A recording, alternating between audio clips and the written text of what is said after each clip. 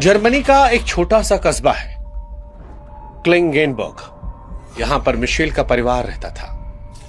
वो बेहद धार्मिक कैथोलिक थे। घर के नियम सख्त थे, लेकिन प्यार भी था। इस परिवार की जान थी एनेलीज, 16 साल की एक खूबसूरत लड़की। उसे संगीत का शौक था। वो एक टीचर बनना चाहती थी। उसका एक प्रेमी भी था, पीटर। उसकी जिंदगी भी बिल्कुल वैसी ही थी जैसे किसी टीनेजर की होती है, उम्मीदों से भरी हुई। लेकिन फिर साल 1968 की एक रात उसकी तकदीर बदल गई। एनेलीज अपने बिस्तर पर लेटी थी कि अचानक उसका शरीर अकड़ गया। उसकी जबान तालू से चिपक गई।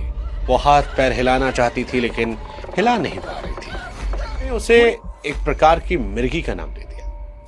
विज्ञान ने अपना फैसला सुना दिया। दवाइयां शुरू हो गई, लेकिन एनेलीज जानती थी कि वो दौरा सामान्य नहीं था, क्योंकि उस दौरे के दौरान उसने कुछ सुना था।